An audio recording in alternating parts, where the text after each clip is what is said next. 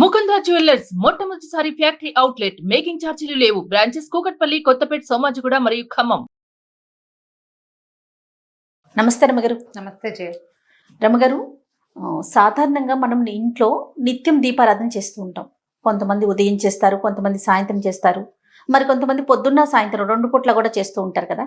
ఇలా చేసేటప్పుడు తలస్నానం అనేది ఎంతవరకు అవసరం?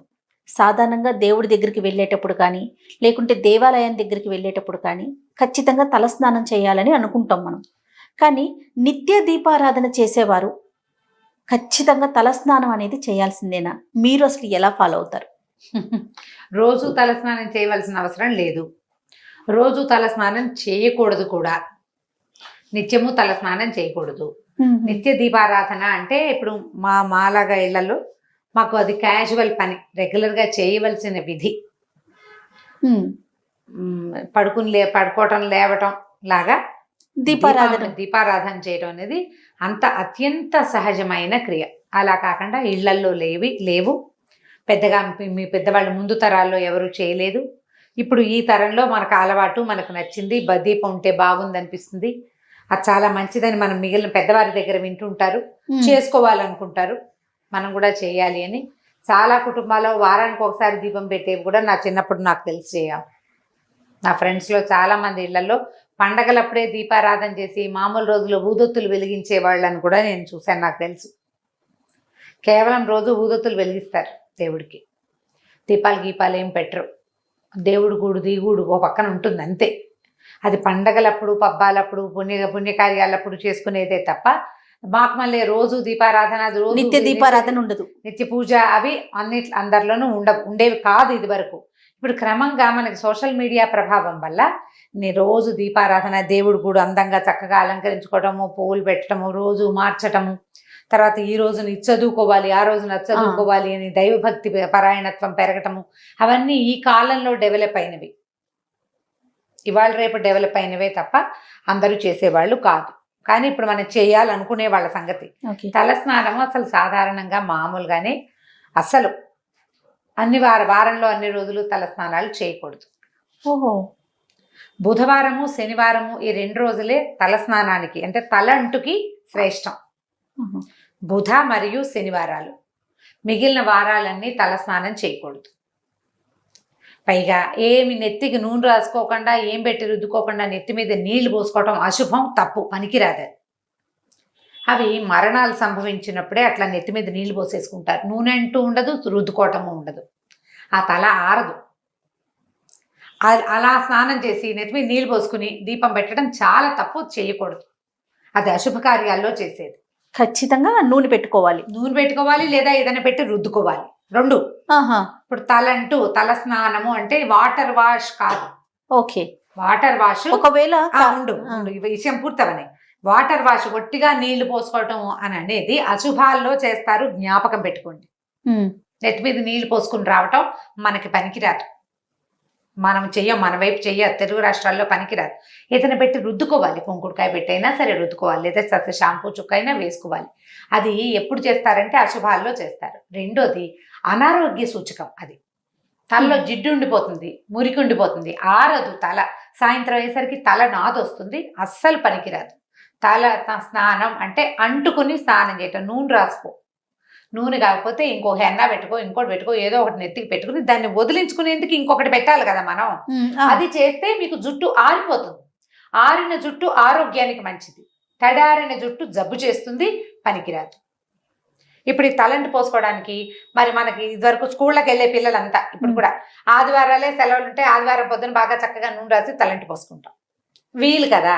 నిజానికి ఆదివారం అనారోగ్యం, పనికిరాదు. మనకి ఇదే వీలు. ఇప్పుడు ఏం చేస్తాం అంటే మిగిలిన వారాల్లో స్నానాలు చేయటానికి ఒక అమెండ్మెంట్స్ ఉంటాయి ప్రతిదానికి. సోమవారం నాడు చేస్తే నూనెలో ఇది వేసుకోండి, మంగళవారం రాయాల్సి వస్తే ఇది వేసుకోండి అని. మంగళవారం మంచిది కాదు, సోమవారం మంచిది కాదు, గురువారం మంచిది కాదు, శుక్ర ఆదివారాలు కూడా మంచివి కాదు. వారంలో 2 ముఖ్యమైన వారాలు, బుధవారము మరియు శనివారము. ఈ 2 రోజుల్లోనూ స్నానం చేస్తే సౌమ్యత వస్తుంది, శరీరానికి కాంతి వస్తుంది, ఆరోగ్యం వస్తుందని శాస్త్రరీత్యా చెప్పబడింది. శనివారం నాడు నువ్వుల నూనె నెత్తికి ఒంటికి అద్దుకుని పిల్లలు కూడా చక్కగా రాసి ఆ నూనెని వదిలిస్తే గ్రహపీడలు కూడా తొలుగుతాయి. శనివార స్నానం ద బెస్ట్, శ్రేష్ఠ స్నానంగా చెప్పబడుతుంది. స్త్రీలకైనా పురుషులకైనా ఎవరికైనా పిల్లలకు కూడాను. అయితే ఇప్పుడు మనం పూజా స్నానం గురించి మెయిన్ మన క్వశ్చన్ అది. ఇప్పుడు నిత్యము పూజ చేసుకునే వాళ్ళకి అసలు తల స్నానం అక్కర్లా. మీరు ఈ వారాల్లో ఏ 2 రోజు చేయదలుచుకున్నారో ఆ రోజు స్నానం చేయటం, రోజు స్నానం చేసి దీపారాధన చేసుకోవచ్చు. ఈ పుణ్య స్త్రీల కంటే ఎవరైతే వివాహితలు ఉంటారో వీళ్ళు ఒక చిటికెడు పసుపు రాసుకుని స్నానం చేస్తే, నేను ముందు రోజు రాత్రి భర్తలతోటి ఉన్నామని, బయటికి వెళ్ళామని, ఎక్కడికో వెళ్ళొచ్చామని, మర్నాడు స్నానం చేయాల్సి వస్తుందని ఆ శంక పడని అవసరం లేదమ్మా. పుణ్యస్త్రీకి పసుపు రాసుకుని స్నానం చాలా మంచిది, తల స్నానంతో సమానం. ఈ నెత్తి మీద నీళ్లు పోసుకునే విధానం ఉంది చూసావా? పూర్వకాలంలో భర్తలు మరణిస్తే జుట్టు తీయించేవాడు. వాళ్ళు రోజు నెత్తి మీద నీళ్లు పోసుకోవాలి అని. అది కూడా ఏమిటంటే మడిగట్టుకోవటం కోసం, దేవతార్చనకి తలస్నానం చేయకపోతే పనికి రాదని వాళ్ళని చేయమని వాళ్ళు. ఇప్పుడు మనకు అసలు ఆ విధానమే లేదమ్మా. అలాంటి బ్యాడ్ ఐడియాస్ అన్ని తీసి పక్కన పెట్టండి, వాటిలోకి వెళ్ళద్దు. అసలు మన జీవితాలే అట్లా లేవు, మన పద్ధతే అది కాదు. భర్తలు లేకపోయినా, మరణించినా, లేకపోతే మీరు ఏదైనా డివోర్స్ లాంటివి తీసుకున్నా, ద్వితీయ వివాహానికి అవకాశం ఉన్న రోజు ఇది. ఎందుకు పూర్వకాలపు ఆలోచనల్లోకి వెళ్ళాలి మనం? మరి వారాల్లో స్నానం చేయకూడదని పూర్వకాలం ఆలోచన కాదా మీది? నీ నెక్స్ట్ క్వశ్చన్ అదే, నీ మొహంలో అదే ప్రశ్న కనిపిస్తుంది. నేను చెప్తాను చూడండి. ఇప్పుడు నెల మొదట్లో ఆదివారం మొదలైంది, వారాలు రోజు మారేసరికి సూర్య గమనం మారుతుంది. మనకి సండే, మండే, ట్యూస్డే ఇంగ్లీష్లో చదువుకుంటాం. తెలుగులో ఆదివారము అంటే రవివారము సూర్యుడి, సోమవారం అంటే చంద్రుడిది, మంగళవారం అంటే కుజుడిది, బుధవారం అంటే బుధుడిది. ఇవన్నీ గ్రహాలకు సంబంధించిన రోజులమ్మా. ఈ రోజుల్లో సూర్య గమనం మారుతుంది కాబట్టి చంద్ర గమనం మారుతుంది. చుక్కలు పెరుగుతాయి, తగ్గుతాయి, చంద్రుడి కళలు పెరుగుతాయి, తగ్గుతాయి. మనం చూడండి, ఆది సోమవారాలకు 2 వారాలు గడవంగానే అమావాస్య వస్తుంది. అమావాస్య రాగానే చంద్రుడు ఉండడు, సముద్రంలో అల్లలు పోటెత్తుతాయి. పౌర్ణమి రాగానే చంద్రుడు ఇంతవాడైపోతాడు, మళ్ళీ అల్లలు పెరుగుతాయి. ఇప్పుడు సూర్య చంద్రుల గమనంతో మనకి ప్రకృతి స్పందిస్తోంది, మనకు తెలుసు కదా. అవును, మనం కూడా ప్రకృతిలో భాగాలం కదా, అవునా? అవును. మన శరీరం పాంచభౌతికమైనది, 5 ఎలిమెంట్స్ తోటి నిర్మింపబడింది కదా మానవ శరీరం. నువ్వు ఒప్పుకున్నా ఒప్పుకోపోయినా ఖచ్చితంగా ఒప్పుకోవాల్సిందే కదా. అవన్నీ స్పందిస్తాయి. అందుకని ఈ వారాలకి అనుగుణంగా స్నానాలు చేయండి అని చెప్తారు. అవసరం లేకపోతే హెడ్ బాతులు చేయబోకండి, చేయొద్దు అసలు.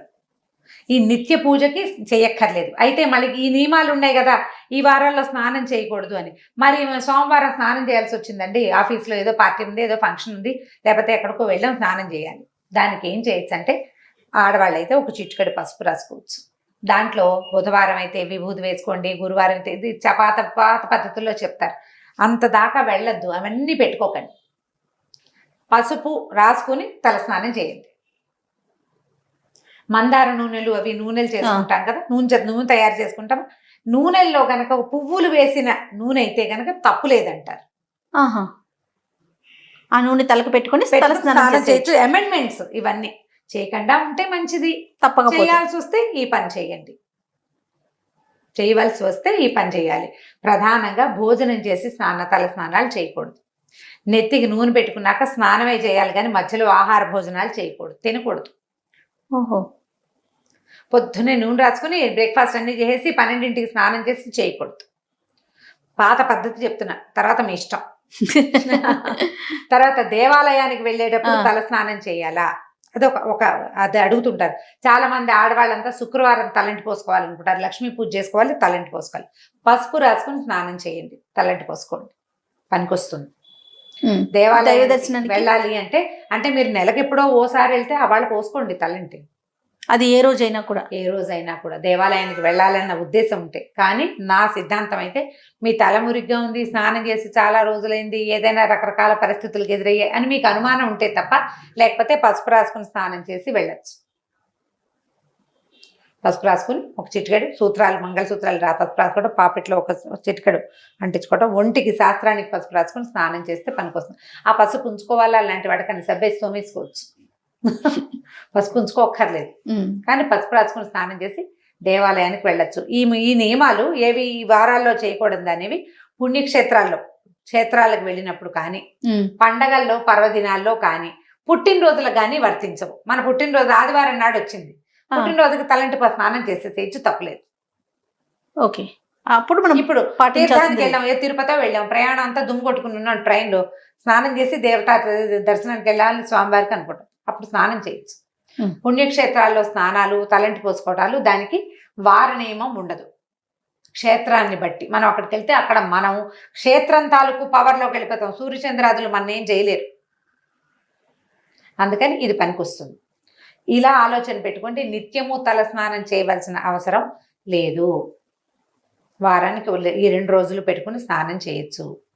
మీకు అనుమానము, శంక ఉంటే ఎవరైనా సరే, పెళ్ళైన ఆడపిల్లలందరూ, ఆడవాళ్ళంతా కూడా పొద్దున్నే బాత్రూంలో పసుపు ఉంచుకోవటం, ఒక చిటికెడు పసుపు ఒక మగ్గు నీళ్ళల్లో వేసి ఒంటి మీద పోసుకోండి.